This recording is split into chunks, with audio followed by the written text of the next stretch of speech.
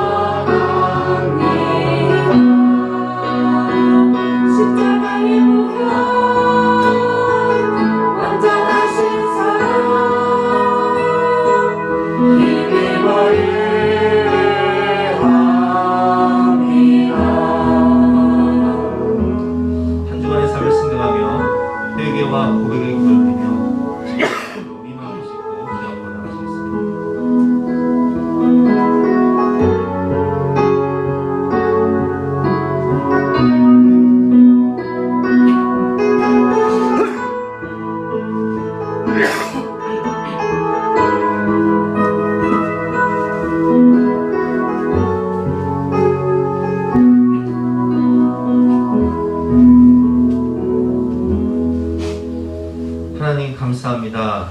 죄와 허물뿐인 인생을 부르셔서 예수 그리스도의 의의 옷을 입혀주시고 거룩한 보혈로 성령하셔서 하나님 자녀의 권세를 주심으로 하나님의 성령이 임하시는 거룩한 성전이 되어서 이렇게 하나님 앞에 나와 예배드릴 수 있는 특권과 은혜를 주시니 진심으로 감사드립니다.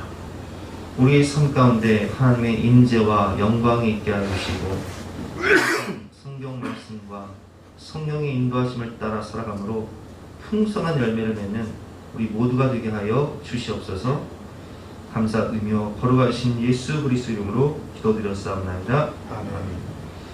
영원하신 성령으로 말미암아 흠없는 자기를 하나님께 드린 그리스도의 피가 어찌 너의 양심을 죽은 행실에서 깨끗하게 하고 살아계신 하나님을 섬기게 하지 못하겠느냐. 그러므로 주 예수 그리스도 안에 있는 자에게는 결코 정죄함이 없느니라. 아멘. 사제를 확신하며 다같이 사도신경으로 우리의 신앙을 고백하시겠습니다. 나는 전능하신 아버지 하나님 천지의 창조주를 믿습니다. 나는 그의 유일하신 아들 우리 주 예수 그리스도를 믿습니다. 그는 성령으로 유태되어 동정녀 마리아에서 나시고 본디오 빌라도에게 고난을 받아 십자가에 못 박혀 죽으시고 장사인 지 3일 만에 죽은 자 가운데서 다시 살아나셨으며 하늘에 오르시어 전능하신 아버지 하나님 우편에 앉아 계시다가 거기로부터 살아있는 자와 죽은 자를 심판하러 오시니 나는 성령을 믿으며 거룩한 공교회와 성도의 교제와 죄를 용서하는 것과 몸의 부활과 영생을 믿습니다. 아멘. 다시 앉으셔서 함께 찬양하시겠습니다.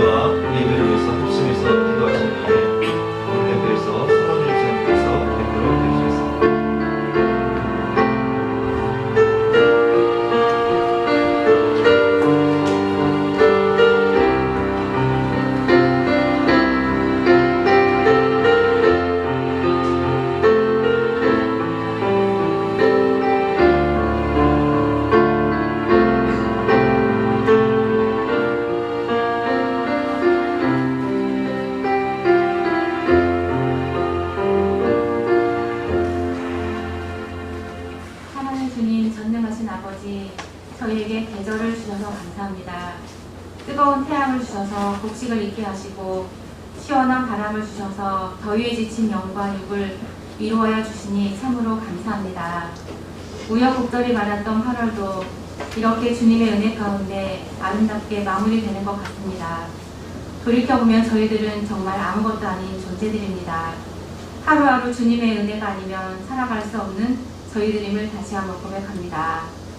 사랑의 하나님 아버지, 지금도 온 세계가 코로나가 재확산되어 수많은 확진자와 사망자가 속출하고 있습니다. 바이러스가 더는 확산되지 않도록 주님께서 간섭하시어 마음껏 주님 앞에 예배드리고 찬양하며 교제하고 전도할 수 있는 그날을 속히 열어주시옵소서. 특별히 병마로 괴로움과 고통당하는 성도님들을 위해 기도드립니다. 저희들이 기도할 때 은총을 베푸시고 육신의 건강 주시기를 간구합니다.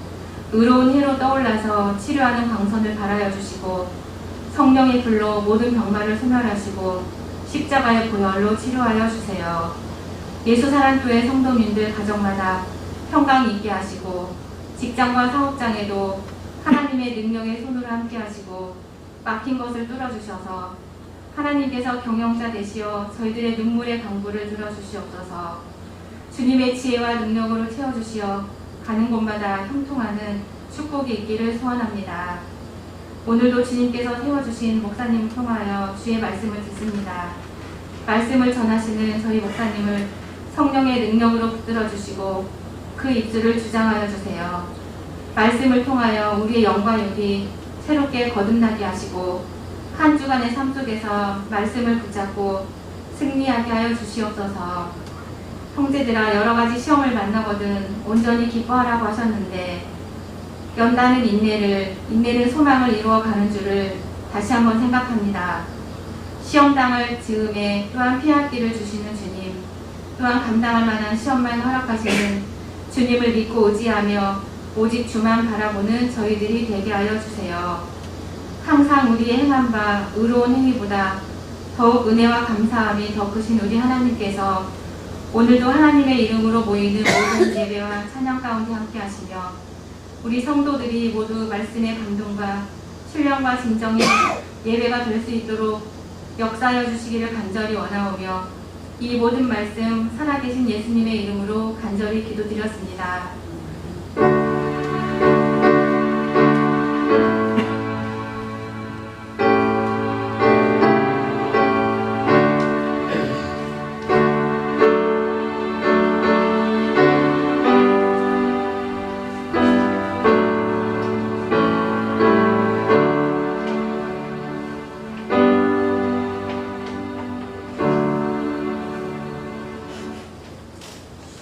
반갑습니다. 오늘도 주님을 사랑하는 마음으로 주님의 오신 여러분들을 주님의 이름으로 환영하고 축복합니다.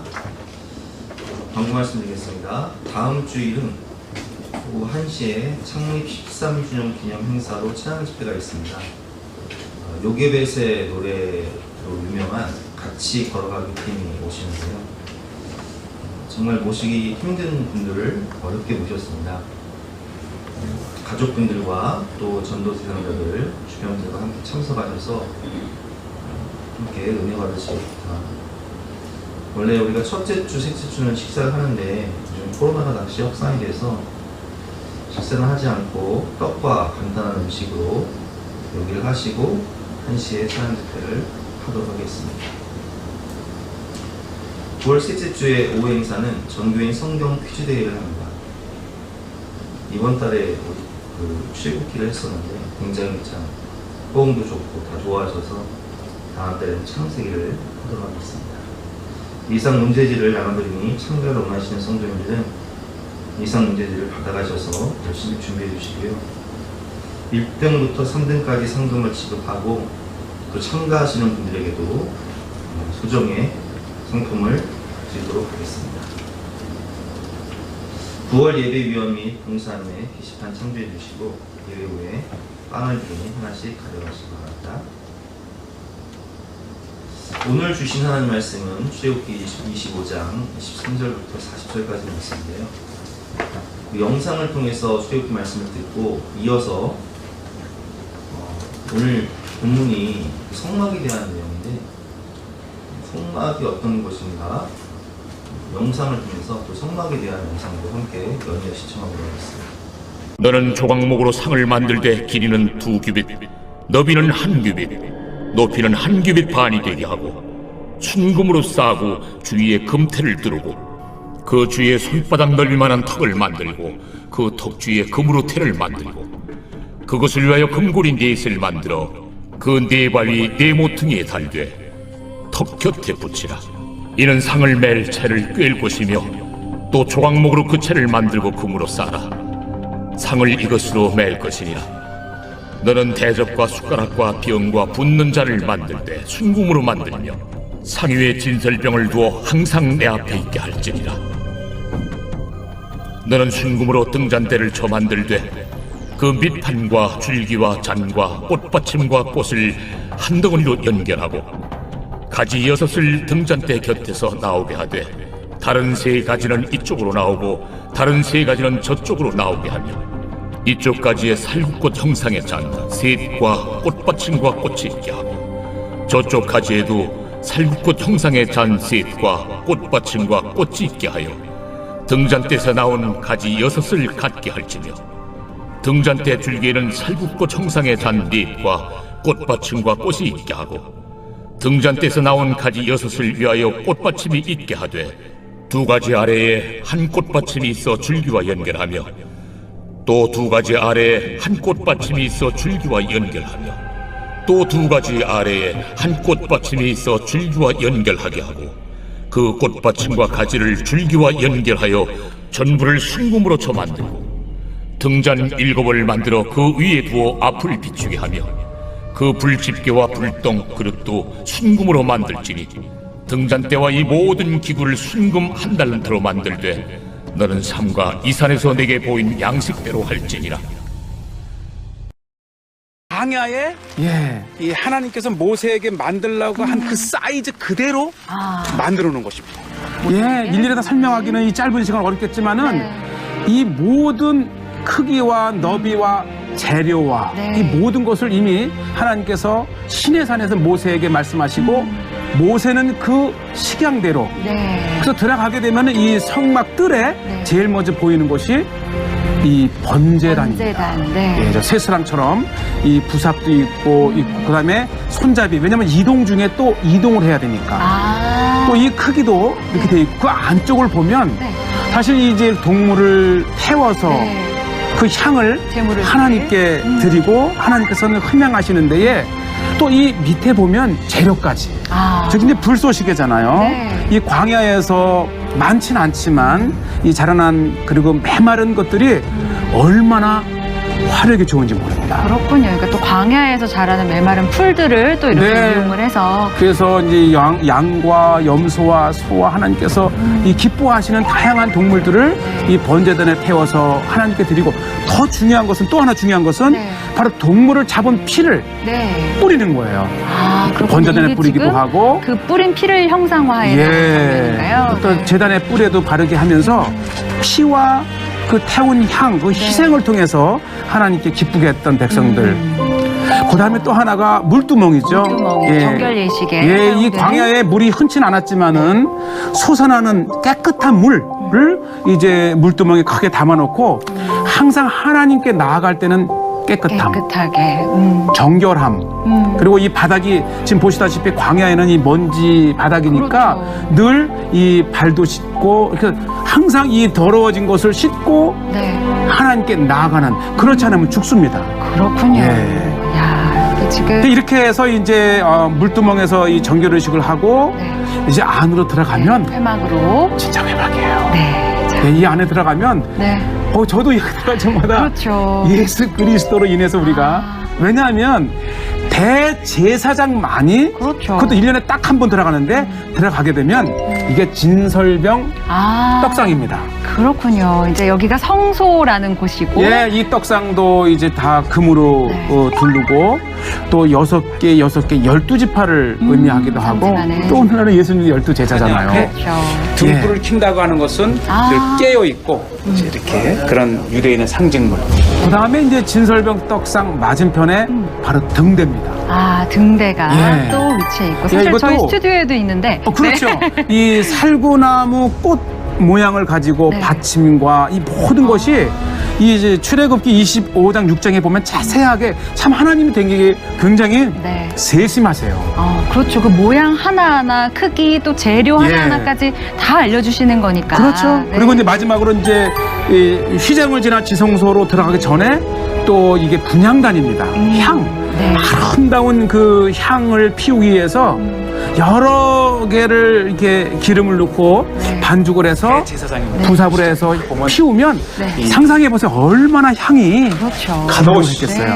네. 하나님께 자, 요거는 또 하나는 자료인데 네. 바로 대제사장. 아. 이 이마에는 여호와께 성결, 가도실레 아도나이. 예, 이렇게 해서 그다음에 이제 양 어깨에는 12지파를 6개 지파씩 하고 네. 이걸 흉배라고 하는데에 네. 이게 12지파 이름을 써놓긴 했지만 저것이 굉장히 귀중한 12고속입니다. 아, 그렇군요. 왜 성경에도 보면 대제사장의 의복에 대해서도 상세하게 설명이 되어 있잖아요. 그럼 맨 밑에는 네. 이 성류나무 열매와 종, 그렇죠. 특히 저 종이 네. 이 대제사장일지라도 하나님께 이 죄를 가지고 들어가면 죽습니다. 근데 그걸 누가 끊어내겠어요? 그렇죠. 그래서 이 대제사장이 살아있는지를 보기 위해서 종을 달았대요. 아. 딸랑딸랑 소리가 네. 나면 계속 살아계셔서 예배를 집례하는구나. 그렇게 해서 이제 이 레위 지파와 이 성막에서 일을 하는 제사장의 모습을 이렇게 보시고요. 아마 이 성막 안에서 가장 중요한 건데 예. 바로 홀리 앤 홀리스 치성소입니다. 지성소. 이 들어갈 때의 그 느낌. 네. 우리는 예수 그리스도인에서 이렇게 마음 놓고 네. 이 자유함으로 들어갈 수 있잖아요. 그렇죠. 요것이 바로 법궤입니다. 법궤. 저희가 법궤. 방금 스튜디오에서 설명해 예. 드렸던 바로 법궤. 법궤통이 있고 그 위에 뚜껑, 속죄소라고 하는 뚜껑이 있고 그 뚜껑 위에 네. 두 이 그룹을 만들어서 서로 이제 마주보게 만들면서 얼굴은 땅을 보게 만들고. 그렇죠. 여기 이렇게 들어가도 우리의 마음속에 계속 이 경건한 마음과 맞아요. 함께 때로는 두려운 마음도 그렇죠. 있어요. 약간 하나님 경외의 앞에. 마음도 있고요. 예. 네, 그렇습니다. 그리고 더 중요한 것은 이제 진짜 과연 이 법궤에 무엇이 들어있을까? 이 안쪽도 열어볼 수 있군요. 네. 자, 열어보면 이 안에 아까 바로. 3가지가 들어있다고 하셨어요? 네. 원래는 이 출애굽에는 이제 2가지가 언급이 되어 있지만 이 히브리서에 따라서 3개를 놓았는데 네. 첫째는 이 시내산에서 네. 모세가 하나님께로부터 받은 두 돌판이 있고요. 네. 그 다음에 이것은 이제 광야 40년간 하나님께 먹여주었던 가시와 같다고 하는 과자와 같은 만나. 그 다음에 이것이 아론의 지팡이. 쌍난 지팡이 네. 아몬드죠. 아몬드 나무. 아, 그게 아몬드 나무예요. 그렇죠. 네. 그렇군요. 그래서 법궤 보면 안까지. 이스라엘 백성은 이 법궤를 40년 내내 네. 이 가나안 땅에 들어와서까지도 이 하나님께서 주신 말씀을 기억하고 아론 제사장을 기억하고 우리에게 일용할 양식을 주시는 하나님을 기억하면서 이 법궤를 늘 네. 이 기도와 예배의 중심에 놓았던 것을 볼 수 있고요. 네.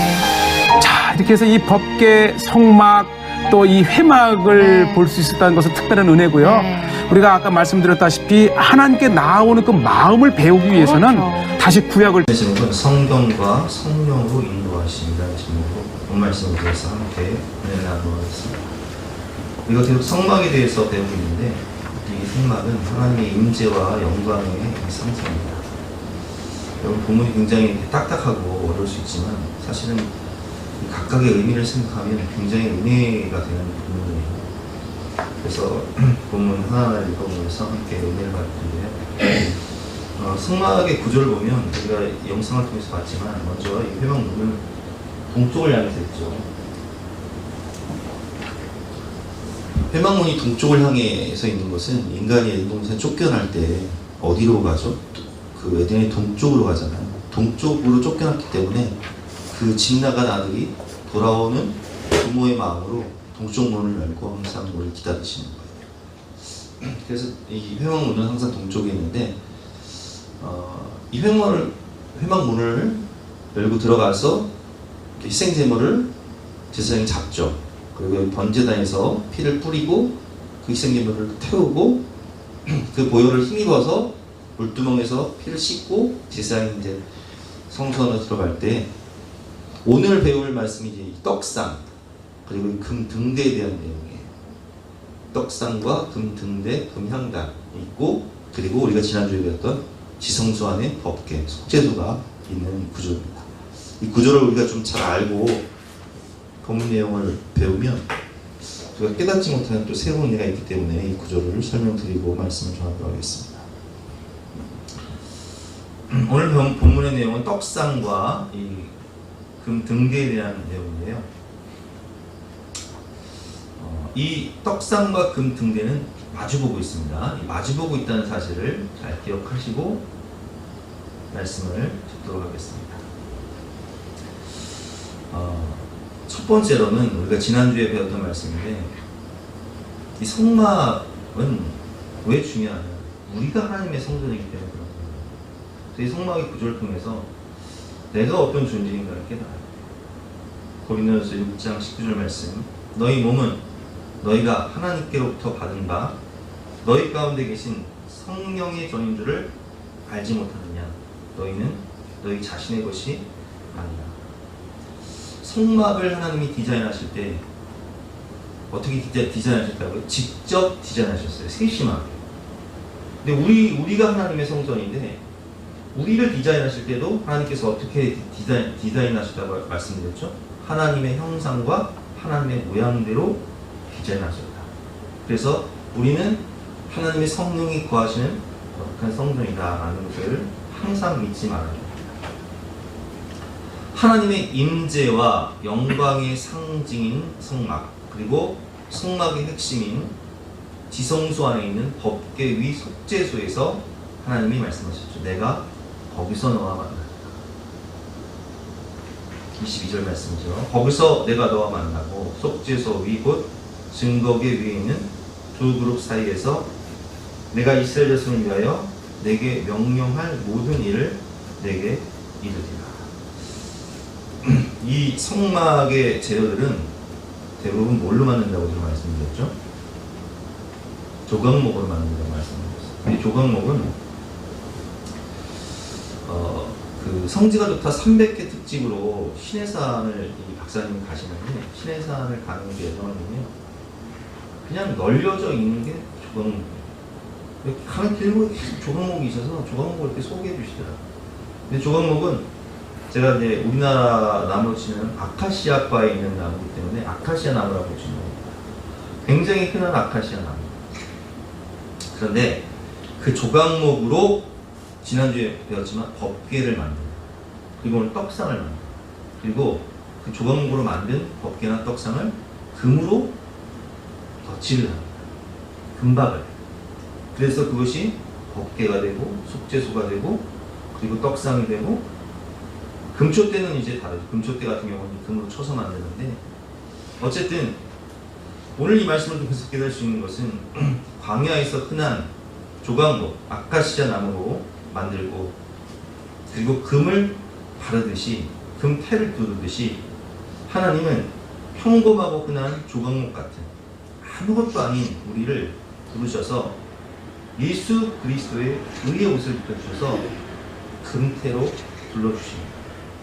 그리고 우리 자신을, 죄인이었던 우리를 의인으로 변화시켜 주시고, 마른 막대기 같은 우리를 하나님의 자녀로, 보배롭고 존귀한 왕 같은 제사장으로 변화시켜 주신다. 거기에 또 은혜라는 겁니다. 23절 말씀에 보면 떡상에 대한 설명인데요. 너는 조각목으로 상을 만든대. 이게 떡상도 이 조각목으로, 아카시아 나무로 만든 거예요. 너는 조각목으로 상을 만드는데, 길이는 2규빗, 한 규빗이 여기서부터 여기까지라고 말씀드렸죠.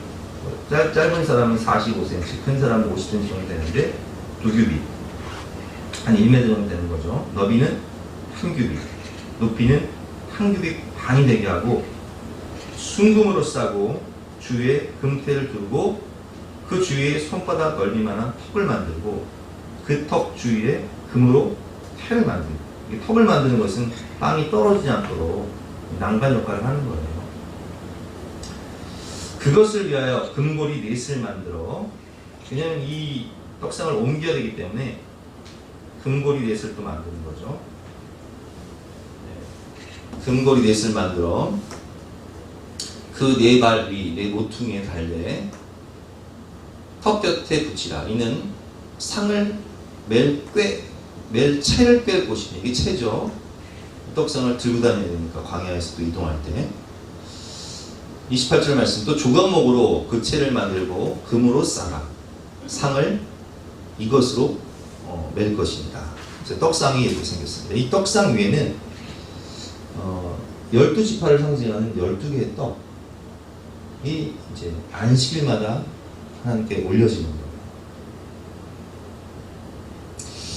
거예요. 오늘 말씀을 통해서 두 번째로 깨달을 수 있는 것은 이 떡을 하나님이 뭐라고 말씀하시냐면 항상 내 앞에 있게 할지니라, 이렇게 말씀하셨어요. 29절과 30절 말씀이죠. 너는 대접과 숟가락과 병과 분전자를 만들 때 순금으로 만들며 상 위에 진설병을 두어 항상 내 앞에 있게 할지니라.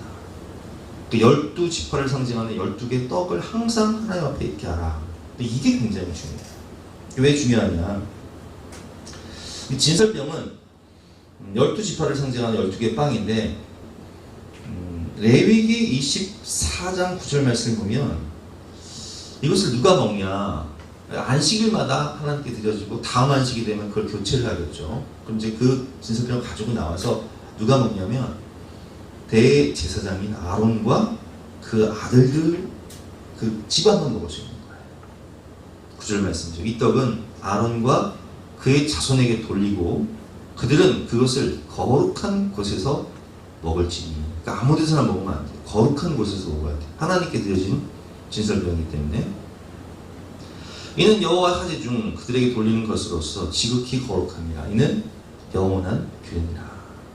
자, 이 떡을 누가 먹는다고 그랬죠? 오직 대제사장 간만이 먹을 수 있는 거예요. 그럼 이 떡은 지금으로 말하면 누가 먹냐? 바로 우리가 먹는 거예요. 여러분, 우리가 이 천주교는요, 기독교와는 달라요. 천주교는 우리가 종교개혁을 한 이유가 중세의 천주교는 그 성경을 아무나 읽을 수가 없어요. 그 라틴어로 되어 있기 때문에 오직 신부만 읽을 수 있고 신부만 해석할 수 있어요. 그리고 그들은 지금도 고해성사를 하죠. 신부를 통해서 하나님께 나와요. 근데 우리는 어떻게 해요? 우리는 예수 그리스도 있는 걸 직접 하나님께 나와요. 우리는 직접 성경을 읽어요. 이게 만인 제사장설인 거예요. 우리가 왕같은 제사장이라는 거예요. 우리 모두가. 베드로전서 2장 9절 말씀, 그러나 너희는 택하신 족속이요 왕같은 제사장들이요 거룩한 나라요 그의 소유가 된 백성이니 이는 너희를 어두운 데서 불러내어 그의 기이한 빛에 들어가게 하시니 아름다운 덕을 선포하게 하려 하심이니라. 아멘.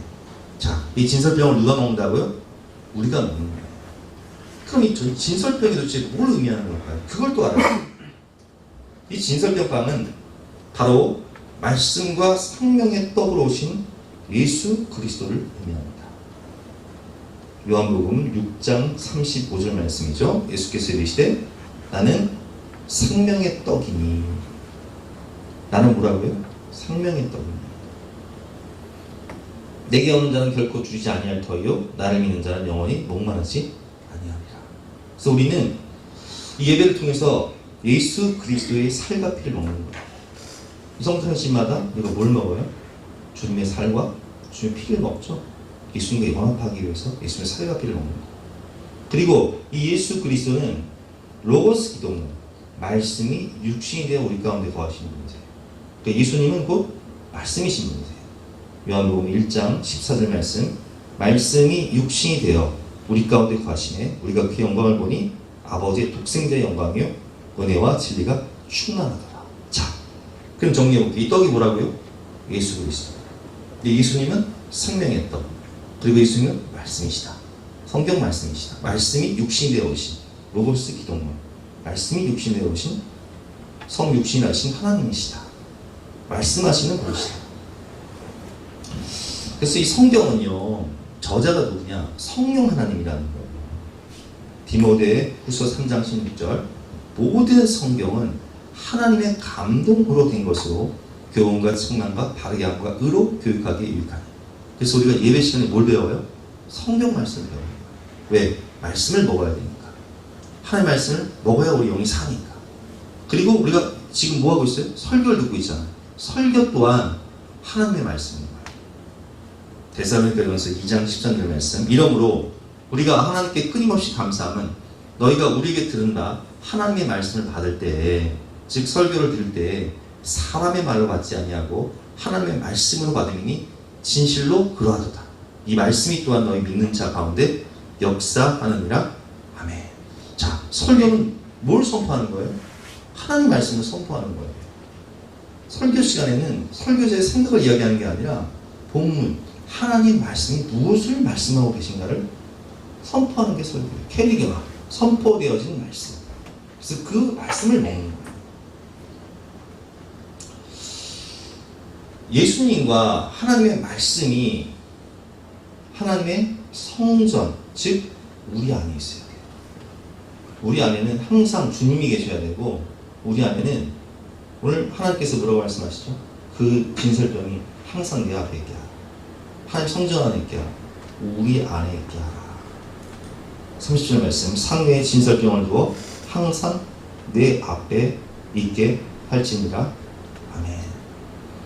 이 말씀은 사람이요, 사람을 변화시킬 수 없지만 하나님 말씀은요, 사람을 변화시켜요. 그래서 예배에 참석해서 말씀을 듣다 보면 사람이 변화가 돼요.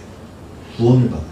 죄인에서 의인으로, 어둠에서 빛으로, 지옥에서 천국으로 정체성이 변화가요. 왜 그래요? 하나님의 말씀이 살아있기 때문에 그런 거예요. 히브리서 4장 12절 말씀. 하나님의 말씀은 살아있고 활력이 있어 좌우의 날선 어떤 검보다도 예리하여 혼과 영과 및 관절과 골수를 찔러 쪼개기까지 하며 또 마음의 생각과 뜻을 판단하시나. 하나님의 말씀을 듣다 보면 우리의 심령이요 변화가 돼요. 그리고 그 말씀을 따라 살다 보면 그 말씀이 우리 인생을 인도해 주시고 지도해 주시죠. 시편 119편 105절 말씀. 주의 말씀은 내 발의 등이요 내 길의 빛입니다. 특별히 하나님의 말씀이 충만하게 되면 말씀으로 죄를 이기고 세상을 이길 수 있는 거예요. 예수님께서 시험 받으실 때 무엇으로 이기시죠? 말씀으로 이기시죠? 사단을. 그래서 특별히 청년들, 젊은이들은 하나님의 말씀을 가까이 해야 되는 이유가 뭐냐면 하나님의 말씀을 가까이 해야 죄를 이길 수 있어요.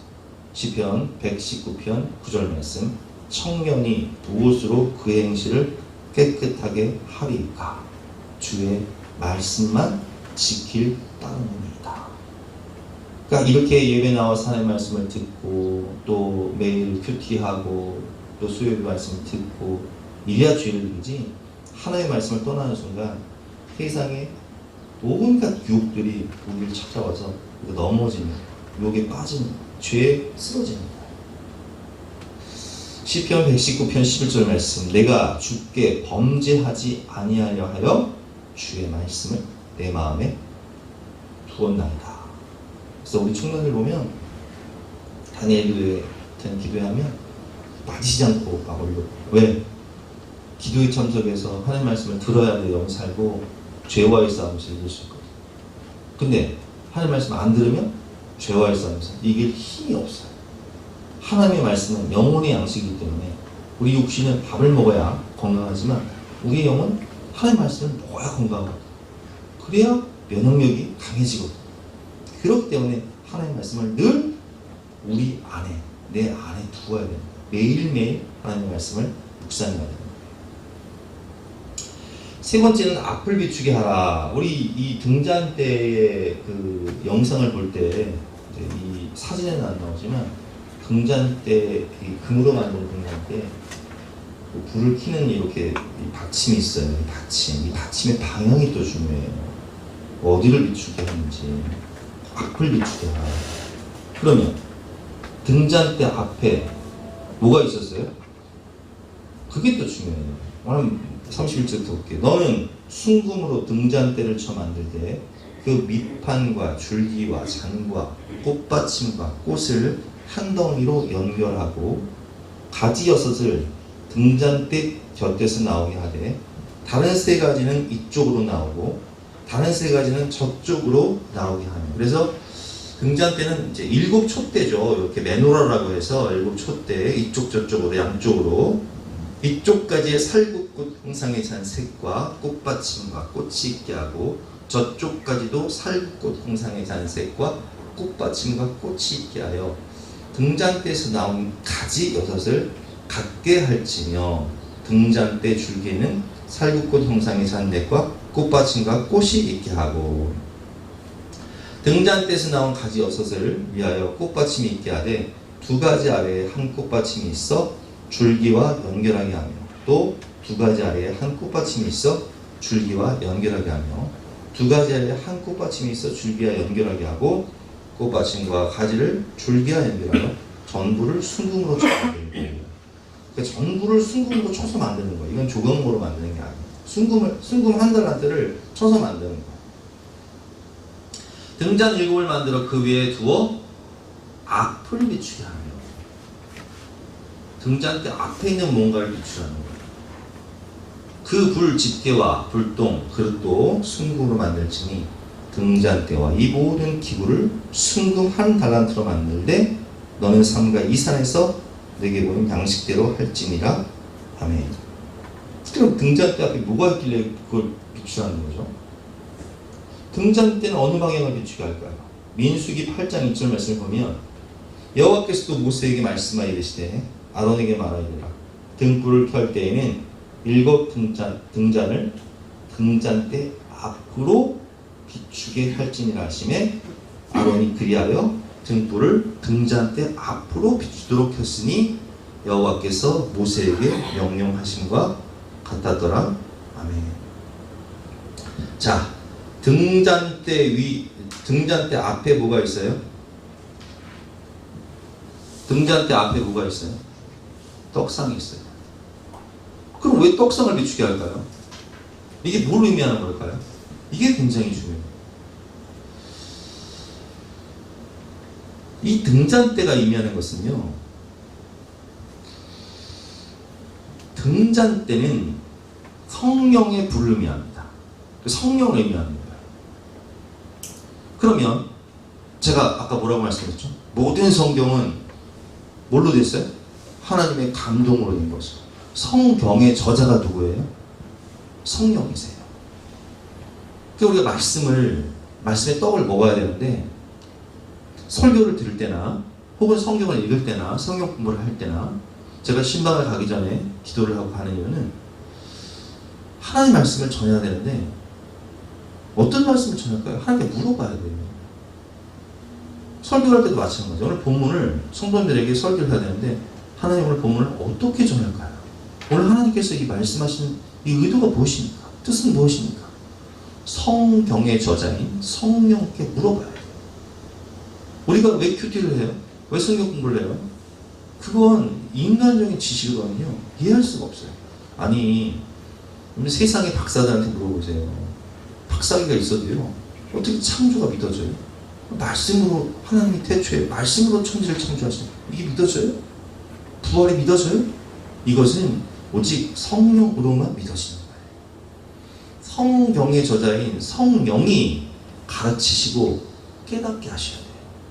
그래서 요한복음 14장 26절 말씀을 보면 보혜사 곧 아버지께서 내 이름으로 보내실 성령 그가 너희에게 모든 것을 가르치시고 하나님의 말씀 모든 것을 가르치시고 내가 너에게 말한 모든 것을 생각나게 하시리라.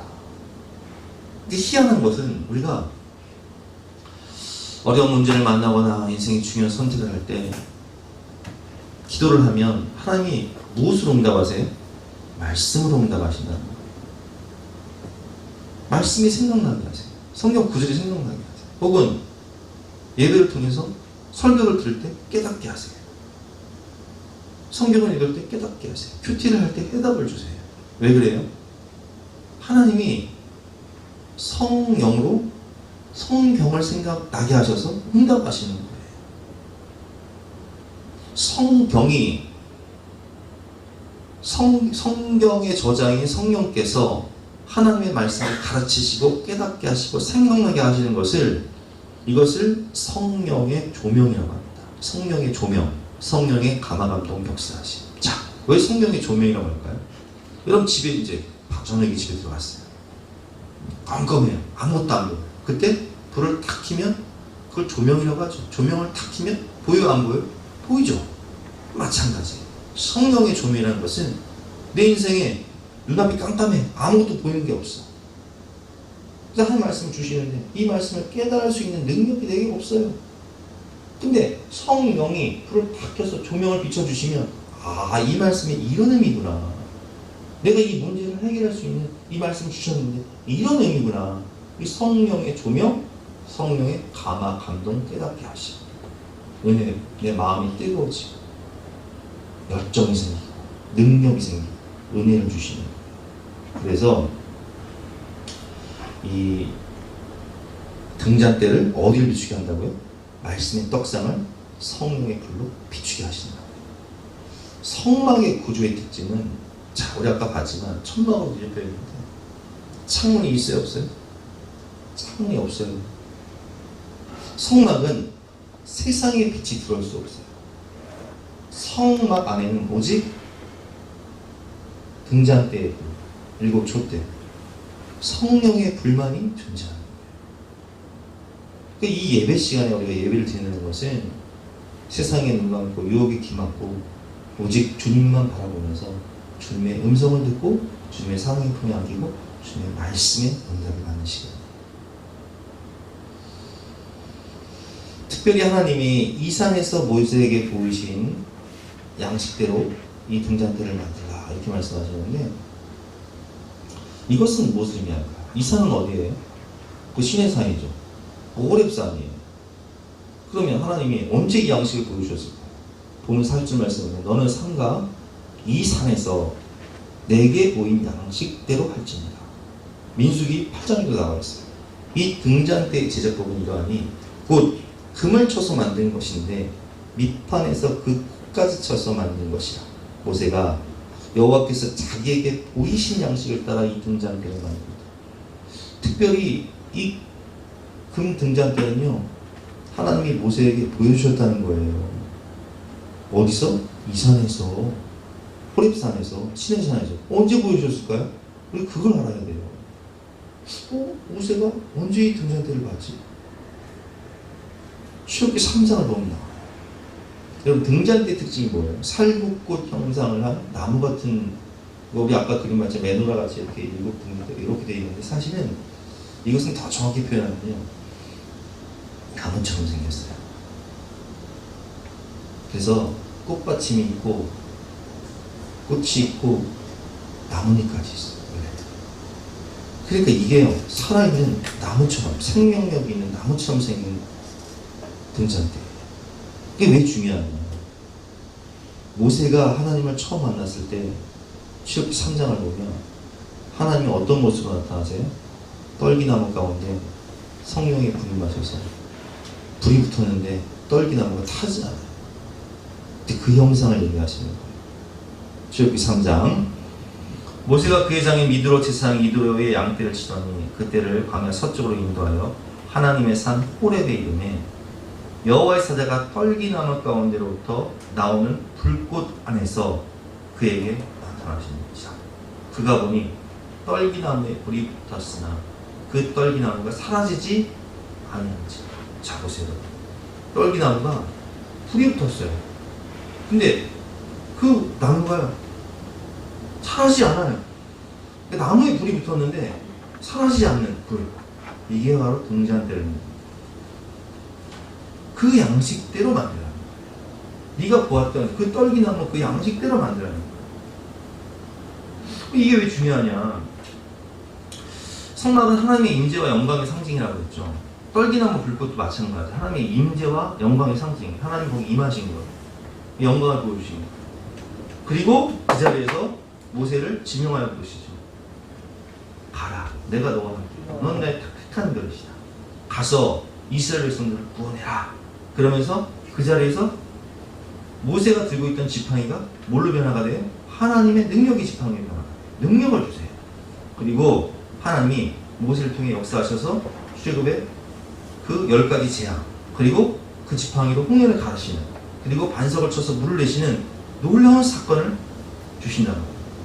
승리를 주세요. 약속을 성취하세요. 자, 이 모든 것을 누가 하신 거예요? 하나님이 임재와 영광 가운데 직접 부르시고 약속하시고 역사하시고 완성하시고 영광을 받으시고, 너는 산과 이 산에서 내게 보이는 양식대로 할지니라. 네가 경험한 그 부르심과 능력과 승리와 영광을 이스라엘 백성들 체험할 수 있도록 이스라엘 백성들의 그 앞에 등잔대를 만들라는 거예요. 우리 인생의 지도자가 되시는 성령 하나님, 하나님의 부르심과 약속과 성취와 영광의 자리를 상징하는 그 떨기나무 불꽃과 같은 등잔대를 내가 너에게 이 산에서 보여준 양식대로 만들어라, 이렇게 말씀하시고, 하나님은 성령의 조명 가운데 말씀의 능력으로 우리 인생을 인도하시고 지도하십니다. 가끔 우리 자녀들이 부모님들에게 이런 질문을 해요. 엄마, 아빠, 나는 커서 뭘 해야 될지 모르겠어. 근데 어떻게 살을지 모르겠어요. 인생의 진로를 결정할 때 모르겠다는 거예요. 뭐 해본 게 없잖아요. 그래요, 여러분. 인생의 진로를 결정할 때, 혹은 학교를 졸업하고 취업을 할 때, 그리고 결혼 정년기가 되어서 결혼을 할 때, 이 사람과 결혼을 해야 될까 말아야 될까? 결혼을 해야 될까 아니면 안 해야 될까? 사업을 시작할 때 내가 이 사업을 시작해야 될까 말아야 될까? 사업을 하면서 이 코로나19 같은 팬데믹 상황 가운데 어려움을 만날 때 어떻게 이 문제를 돌파해야 할까? 내 노후는 어떻게 되는 것이고, 내 미래는 어떻게 되는 것일까? 이런 어려운 문제들을 만날 때 모든 인생의 문제 해답은 성경 속에 있어요. 하나님이 해답이세요. 근데 이 성경을 내가 깨달을 수 있는 지혜가 없어요. 그래서 성경의 저자이신 성령께서 이 금 등잔대를 통해서 성령의 조명 가운데 깨닫게 하시고 가르치시고 인도하시고 지도하셔야지만이 해답을 발견할 수가 있습니다. 그래서 성경과 성령을 통해서 하나님이 우리를 인도하시는, 여러분, 우리가 하나님의 성전입니다. 그래서 우리 안에는 항상 주님이 계셔야 되고 하나님 말씀이 계셔야 되고 그 말씀을 깨닫게 하시는 성령의 조명이 있어야 됩니다. 저도 인생을 돌아보면 고등학교를 졸업하고 내가 뭘 하고 살아야지, 사업 실패하고 2년 동안 무직 생활 가운데 있을 때 어떻게 살아야 할지, 그 어려운 문제를 만날 때 해답은 성경과 성령이었어요. 하나님의 부르심 따라서 모세를 부르신 하나님처럼 저를 부르시고 신학을 시작해서 목회를 할 때에도 어떻게 해야 할지 능력을 주신 분도 하나님이었어요. 약속을 주시고 매일매일 어려운 순간 문제는 항상 들이닥치다. 근데 그 문제 가운데 그 문제를 해결할 수 있는 힘은 저에게 있지 않았어요. 늘 하나님은 기도를 통해서 말씀으로 응답하셨어요. 우리 인생도 마찬가지예요. 여기 계신 부모님들의 인생도 마찬가지였어요. 자녀들이 부모님한테 물어보세요. 하나님이 이 부모님들이 예배를 드릴 때마다 또 기도할 때마다 말씀을 배울 때마다 어떻게 매일매일 응답하시고 그 어려움을 돌파할 수 있었는지 물어보세요. 그럼 부모님들이 이렇게 말씀하실 거예요.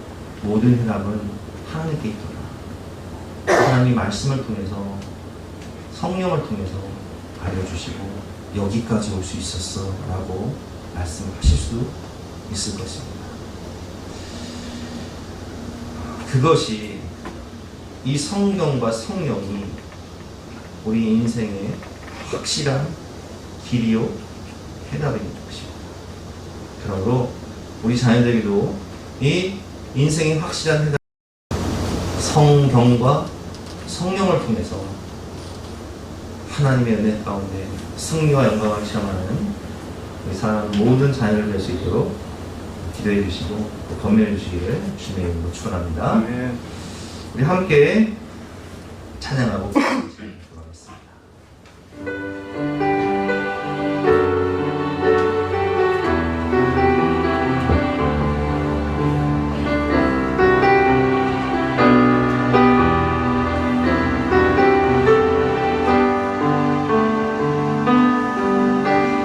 나의 가는 길 주님 인도하시네.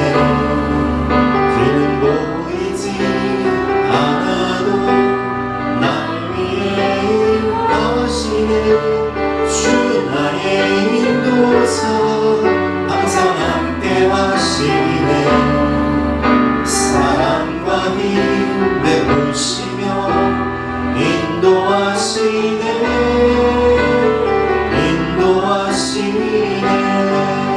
나의 가는 길 나의 가는 길 주님 인도하시네. 그는 보이지 않아도 날 위해 일하시네. 주 나의 인도자 항상 함께 하시네. 사랑과 힘 베푸시며 인도하시네.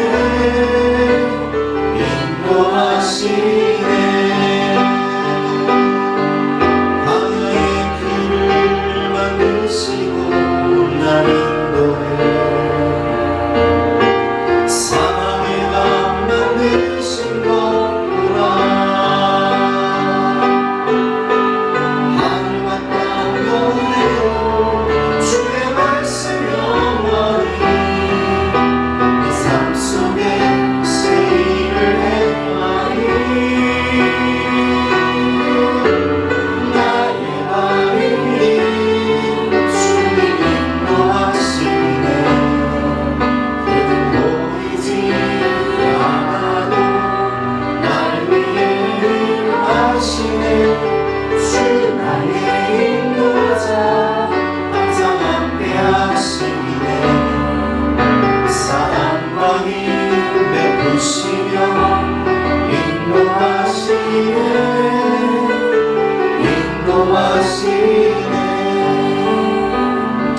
여러분, 우리가 하나님의 성전입니다. 하나님의 성전 안에 항상 말씀의 떡상이 있어야 돼요. 예수 그리스도 하나님의 말씀, 그리고 그 말씀을 비추는 성령의 조명, 성령의 깨닫게 하신 가르치심이 있어야지만 인생의 해답을 발견할 수 있는 것입니다. 이 시간 함께 기도하실 때 하나님, 그 말씀의 떡상이 항상 내 앞에 있게 하시고 그 말씀을 가르칠 수 있는 성령의 지혜, 성령의 조명을 주셔서 우리 자녀들이 또 우리 자신이 말씀으로 세상을 이기고 승리할 수 있도록 은혜를 베풀어 주시옵소서. 주여 한번 외치고 간절한 마음으로 기도하겠습니다. 주여!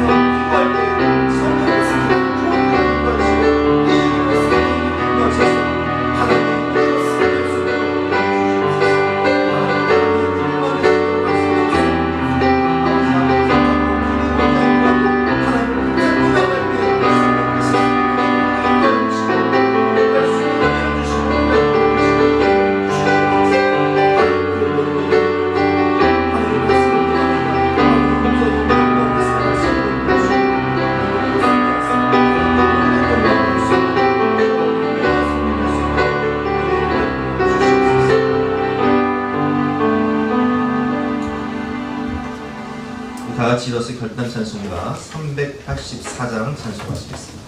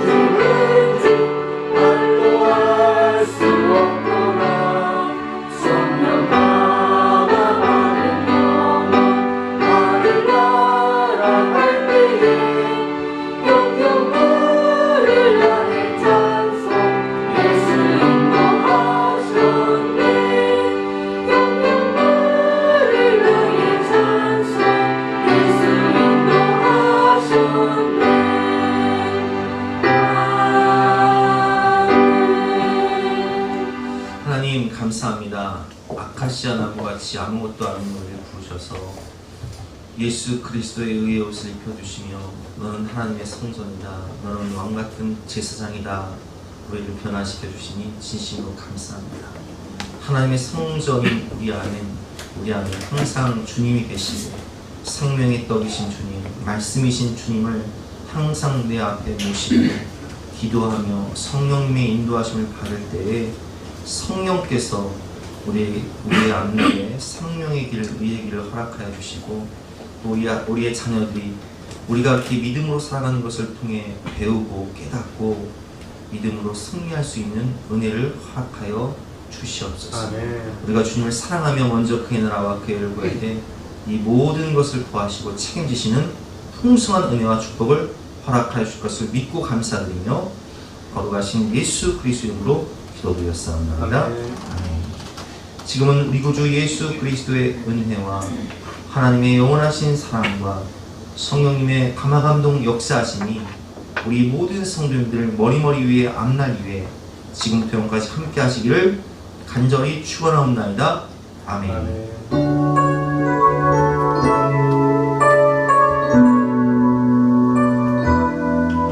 나는 너를 사랑하리라. 나는 너를 사랑하리라.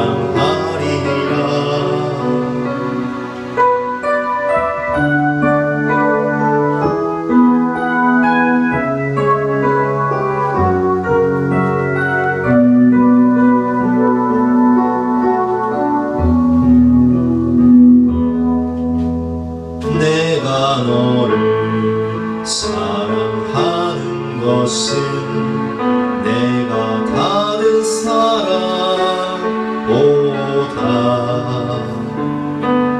나서가 아니라. 내가 너를 사랑하는데 내가 너를 사랑하는데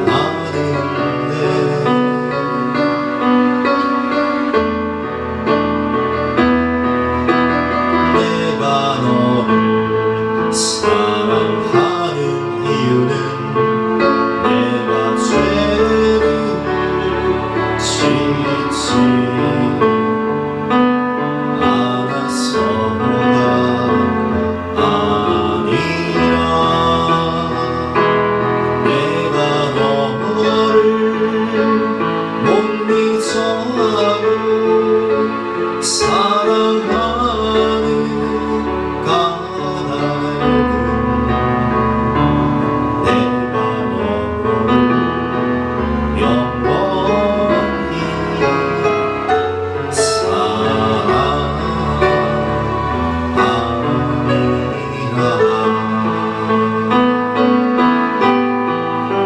내가 너를 사랑하고 영화롭게 하는데 누가 너를 정죄하리요. 욕되게 하리요. 아무도 너를 만질 수 없으니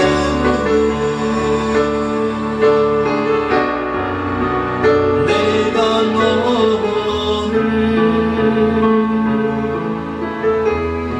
사랑하니라.